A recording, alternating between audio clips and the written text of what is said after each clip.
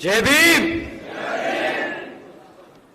साथियों, यहां पर कितने लोग चाहते हैं कि आप गोपाल जी को जिताकर विधानसभा भेजेंगे? सारे। अब आप सब गोपाल जी को बहुत लंबे समय से जानते हैं, बराबर। देखिए, गोपाल जी पार्टी के बहुत बड़े, बहुत ही निष्ठावान और बहुत ही डिसिप्लिन्ड नेता में से एक हैं। और मुझे पूरा भरोसा है कि जितने सारे यहां पे आज बहुजन समाज पार्टी और इनेलो पार्टी के सभी कार्यकर्ता हैं, समर्थक हैं, वो भी उन्हीं की तरह पार्टी के बहुत डिसिप्लिन्ड वर्कर हैं। मैं आप सभी से दरख्वास्त करूंगा कि जिस तरीके से यहां पार्टी चलती आई है उसी तरीके से इस सभा को हम आगे कैरी करें। तो मैं दरख्वास्त करूंगा, हमारे जितने भी समर्थक हैं, जितने भी सुनने आए हैं, सब साथी लोग यहां पे अंदर की तरफ आ जाएं। आप सब जो उधर दरवाजे के पास खड़े हैं, आप सब इधर आ जाएं, आप सब अंदर आ जाएं, आ जाइए। और जो हमारे मीडिया बंधु हैं, या तो आप बीच में आ जाएं ताकि यहां पे हमारे जितने भी साथी लोग हैं वो देख सकें और सुन सकें, या आप लोग नीचे की तरफ बैठ लें। ठीक, आइए, आप सबसे दरख्वास्त है कि आप या तो बीच में आ जाएं ताकि पीछे के लोग देख सकें और सुन सकें। आप सबको रिस्पेक्ट दें, वो आपको रिस्पेक्ट करते हैं। आप सब प्लीज जगह दें, प्लीज। आप सब सेंटर में आ जाएं ताकि सब लोग देख सकें। और जो मंच पे सब एक्स्ट्रा लोग हैं वो सब इधर चेयर पकड़ लें, एक एक चेयर लेके बैठ लें। जो मंच पे भी एक्स्ट्रा है वो चेयर लेके बैठ लें।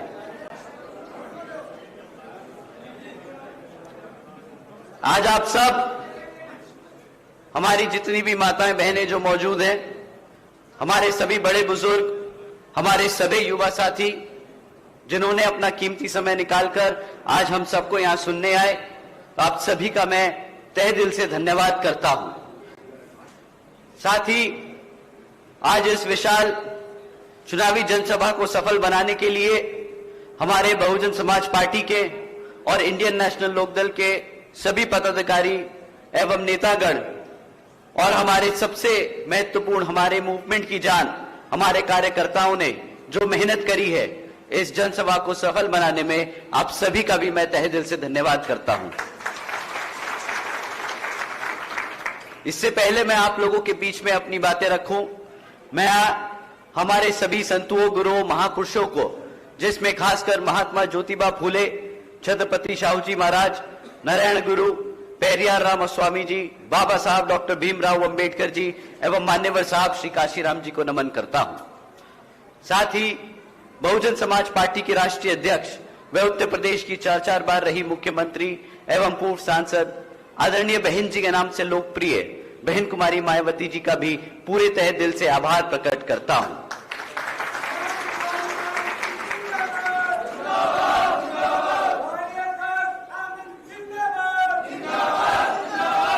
साथियों, मैं हमारे alliance partner Indian National Lokdal के संस्थापक एवं पूर्व उप प्रधानमंत्री श्री चौधरी देवीलाल जी को भी तहे दिल से नमन करता हूं। साथ ही साथ इंडियन नेशनल लोकदल के राष्ट्रीय अध्यक्ष श्री ओम प्रकाश चौटाला जी और इनेलो के राष्ट्रीय महासचिव और हमारे गठबंधन की ओर से हरियाणा प्रदेश के मुख्यमंत्री के उम्मीदवार श्री अभय सिंह चौटाला जी का भी तहे दिल से आभार प्रकट करता हूं। साथियों, जैसा कि आप लोग जानते हैं कि अभी हाल ही में सुप्रीम कोर्ट ने एक सब कास्ट कैटेगराइजेशन के बारे में जजमेंट पास किया था। अगर आप लोगों के इसके बारे में नहीं पता तो मैं आप लोगों से दरख्वास्त करूंगा कि आदरणीय बहन कुमारी मायावती जी ने इस पे प्रेस कॉन्फ्रेंस कर हम सबको आगाह भी किया है।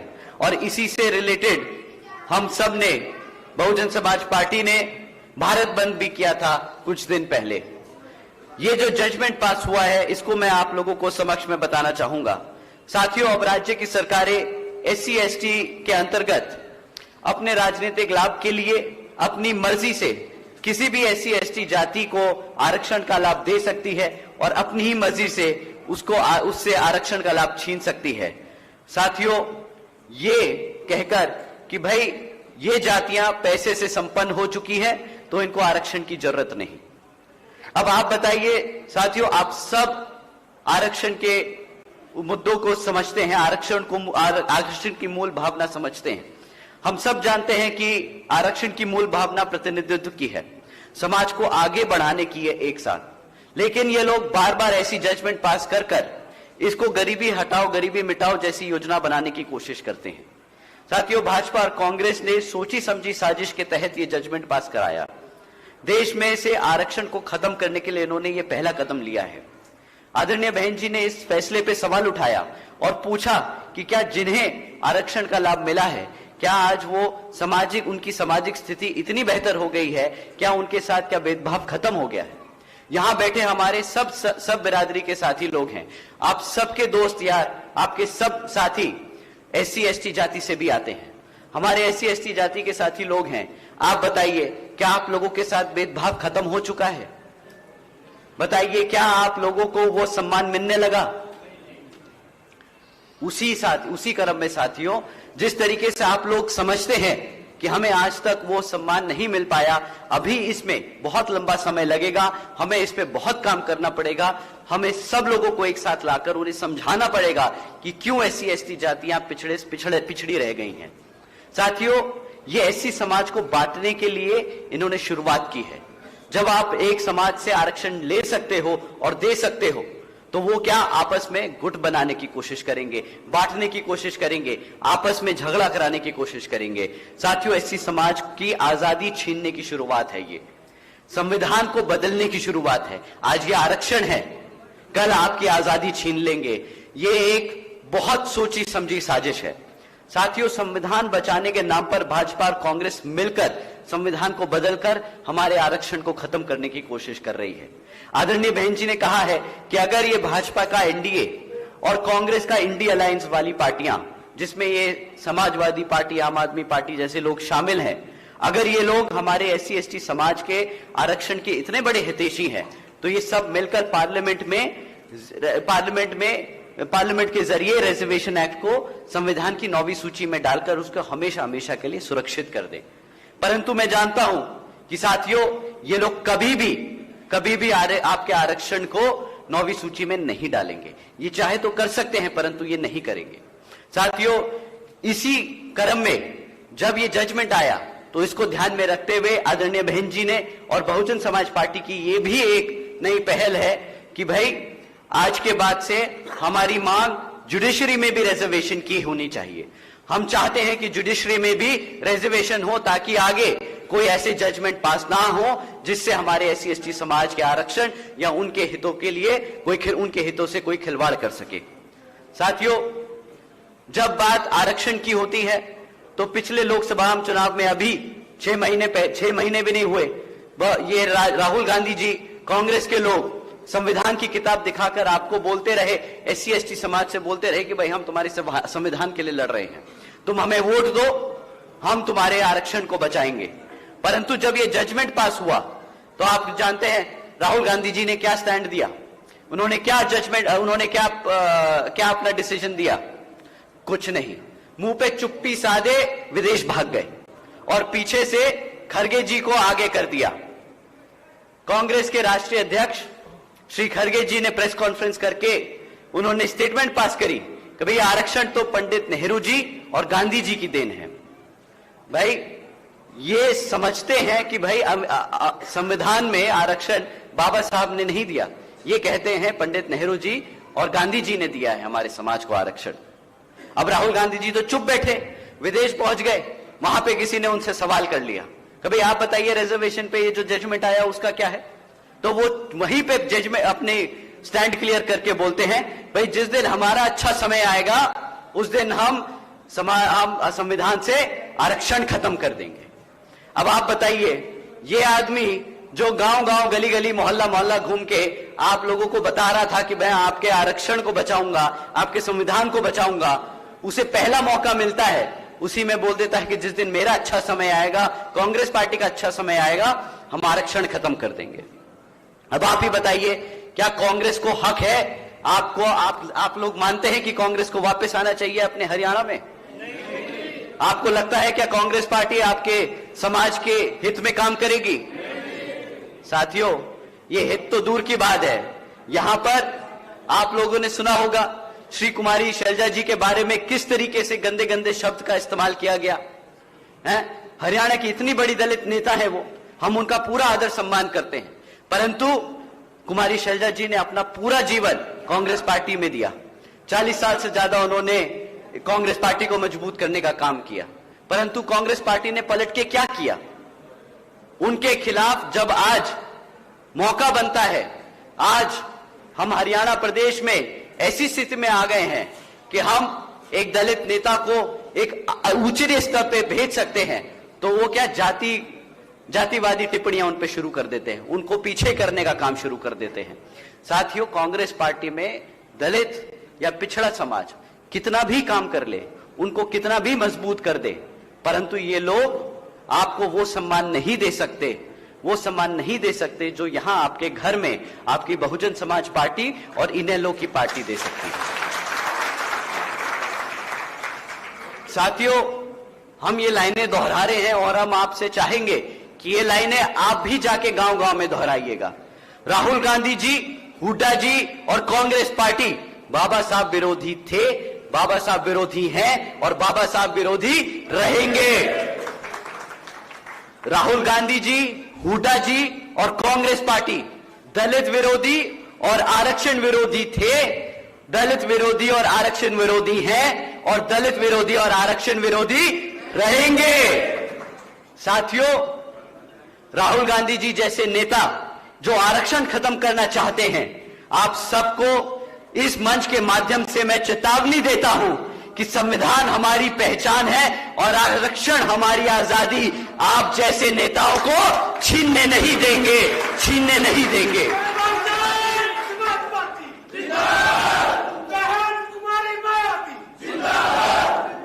श्री अभय सिंह चौटाला जी। साथियों, अब विधानसभा आम चुनाव चल रहा है, कांग्रेस पार्टी का तो कोई सवाल ही नहीं होता कि उनका यहां पे कोई वजूद हो। वो लोग एक नंबर के धोखेबाज रहे, उन्होंने हमारे समाज के साथ कितना गलत किया वो मैंने आप सबको बताया।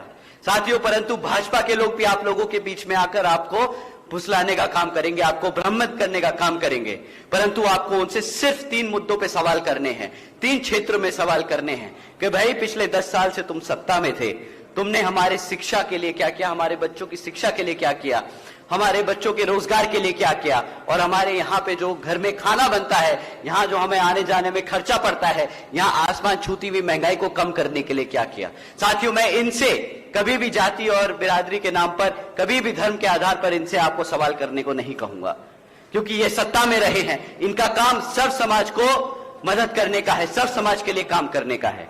तो आप इनसे शिक्षा, रोजगार और महंगाई के मामलों में सवाल करें। साथियों, अगर हम शिक्षा की बात करें तो भाजपा पिछले 10 साल से यहां पर है और इन्होंने पिछले 10 सालों में 5000 से ज्यादा प्राइमरी स्कूल बंद करने का काम किया। 5000 से ज्यादा प्राइमरी स्कूल बंद कर दिए। एक तरफ हमारे बच्चों की पढ़ने की संख्या बढ़ रही है, दूसरी तरफ ये स्कूल कम बंद करते जा रहे हैं। इतना ही नहीं साथियों, हरियाणा प्रदेश में 2000 से ज्यादा सीनियर सेकेंडरी स्कूल हैं, जिनमें से आधों से ज्यादा स्कूलों में तो पढ़ाने के लिए टीचर्स ही नहीं है, प्रिंसिपल ही नहीं है। हमारे यहाँ पे हमारे इनेलो के एक साथी हैं, कल जिनसे हम मिले थे, उन्होंने बताया कि भाई उनके गांव में जो प्राइमरी स्कूल है वहां पे उन्होंने इस चीज के लिए आवाज उठाई थी कि भाई टीचर नहीं है, हमारे बच्चे पढ़ेंगे कैसे। तो वहां का जो प्रिंसिपल बोलता है कि भाई यहाँ पे बाहर चपड़ासी साहब बैठे हैं, उन्हें बोल देता हूं, वो पढ़ा लेंगे। अब आप बताइए, ये उनका रवैया है हमारे बच्चों की पढ़ाई के लिए। तो आप बताइए कि क्या ऐसी सरकार को आप दोबारा दोहराएंगे जो हमारे बच्चों की पढ़ाई के साथ ऐसा खिलवाड़ करेंगे? बताइए साथियों, करेंगे? साथियों, इतना ही नहीं, वो तो हमारे बच्चों को पढ़ाना नहीं चाहते, और जो किसी तरह बच्चे पढ़ लिख कर आगे यूनिवर्सिटी और कॉलेज पहुंच जाते हैं तो उनको सरकार की ओर से SC ST समाज के जो लोग हैं, जो हमारे बच्चे हैं, उनको स्कॉलरशिप का पैसा मिलता है जिससे वो पढ़ पाए, परंतु इन्होंने 2017 से वो स्कॉलरशिप का पैसा भी रोक रखा है। ये भी आप जाकर गांव-गांव में बताएं कि भाजपा के लोग जो हैं, बीजेपी जो पार्टी है, उसने हमारे बच्चों के स्कूल बंद करे और जो बच्चे जहां पे स्कूल खुले हैं वहां पे टीचर नहीं दिए, और जहां पे कॉलेज पहुंच गए तो उनको पैसों से बांध दिया कि उनको पैसे नहीं दिए ताकि वो बेचारे पढ़ सके। साथियों, इन्होंने सिर्फ एक क्षेत्र में, शिक्षा के एक क्षेत्र में इन्होंने तरक्की करी है, वो है पेपर लीक करने में। आए दिन यहां पर कोई ऐसा नहीं जाता, कोई ऐसा दिन नहीं जाता जहां पर जब आपको पेपर लीक खबरें नहीं आती। कोई भी सरकारी ऐसा डिपार्टमेंट नहीं बचा जिसकी परीक्षा का पेपर ना लीक हुआ हो। आप साथियों जानते हैं कि जब बच्चों के पेपर लीक होते हैं तो कितनी तकलीफ आती है। आपके बच्चे इतने दिन रात मेहनत करके वो परीक्षा की तैयारी करते हैं इस उम्मीद से कि मेरी नौकरी लग जाएगी तो मैं भी अपने माँ बाप का नाम रोशन करूंगा गांव बिरादरी में जाके। मेरा बाप भी जब चौपाल पे बैठेगा तो वो भी बड़े गर्व से बोलेगा कि भाई मेरा बेटा तो थानेदार लग गया, मेरा बेटा तो सिपाही लग गया। परंतु क्या होता है, नहीं, नौकरी नहीं देते, पेपर लीक कर देते और बहाना बना लेते कि भाई पेपर लीक हो गया तो हमने नौकरियां रद्द कर दी। अब बताइए, पढ़ाएंगे नहीं, लिखाएंगे नहीं, नौकरी नहीं देंगे तो ऐसी पार्टी को क्या दोबारा दोहराएंगे? ऐसी पार्टी को दोबारा ना है।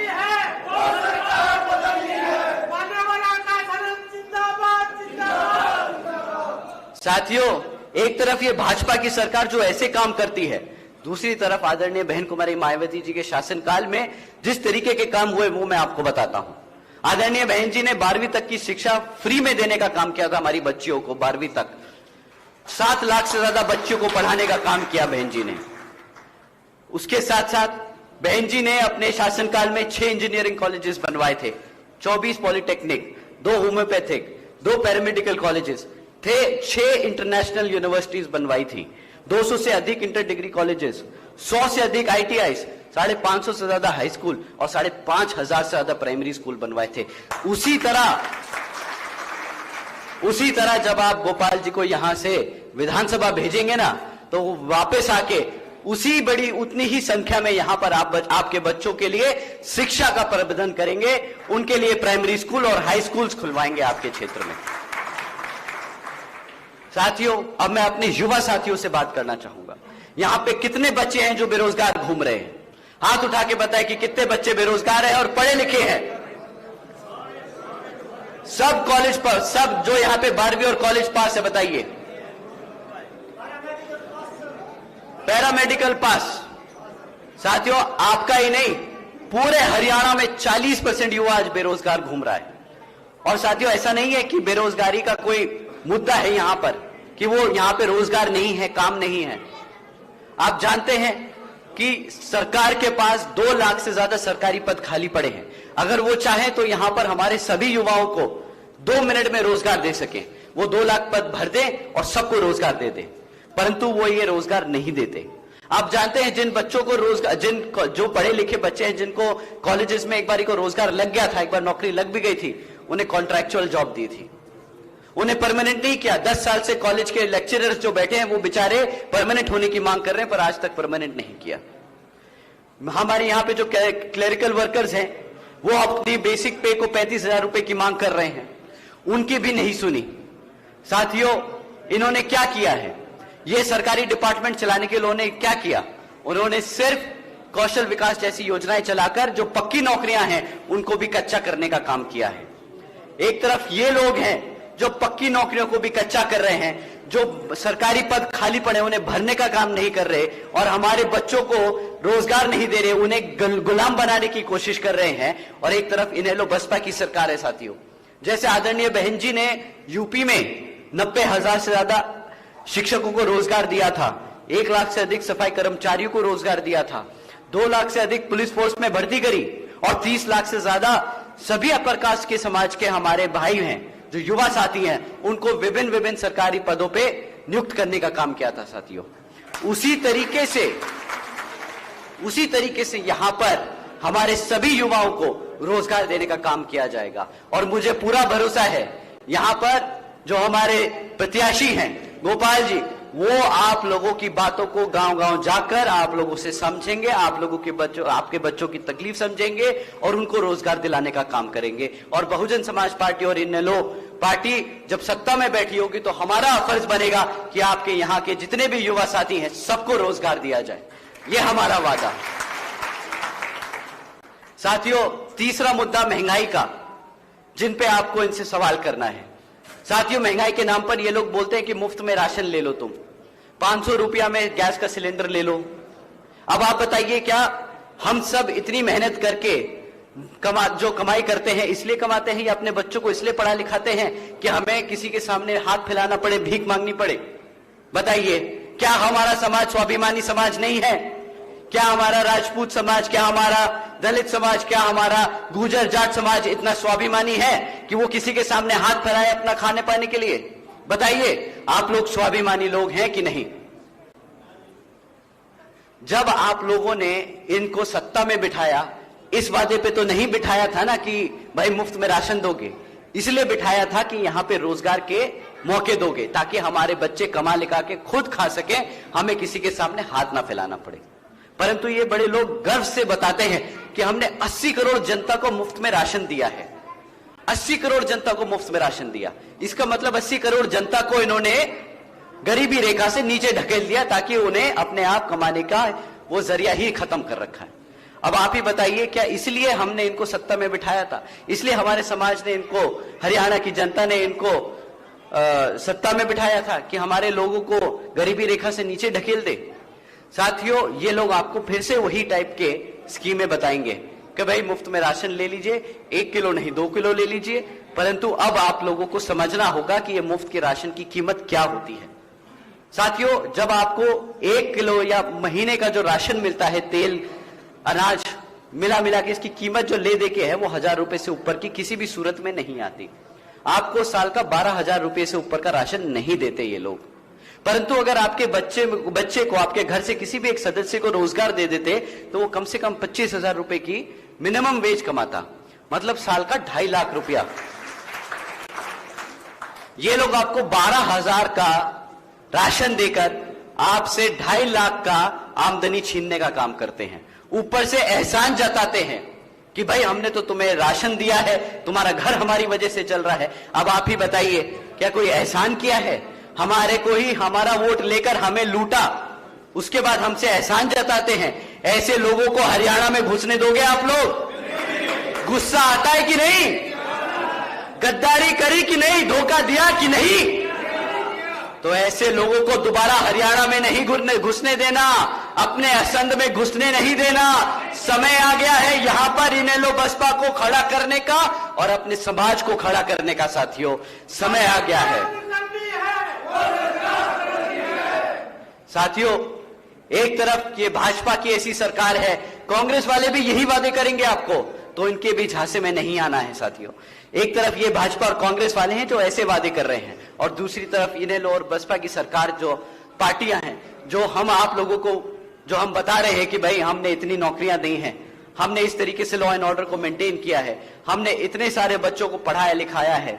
तो साथियों, ये आपको अपने पैरों पर खड़ा करने की नीतियां हैं। ये आप लोगों को अपने पैरों पर खड़ा कर एक समाज में इज्जतदार जिंदगी जीने का मौका देने का काम करना चाहती है बहुजन समाज पार्टी और इनेलो गठबंधन। साथियों, मेरी आप लोगों से बस यही अपील है कि आप सब, मेरी व खासकर आदरणीय बहन कुमारी माधवी जी की यही अपील है कि आप इस विधानसभा चुनाव में आप सभी लोग हर मोर्चे पर सावधान रहिएगा। आपका वोट बहुत कीमती है। आपका वोट कोई खरीद ना पाए, आपका वोट कोई लूट ना पाए, आपका वोट कोई किसी से पढ़ने से रह ना जाए।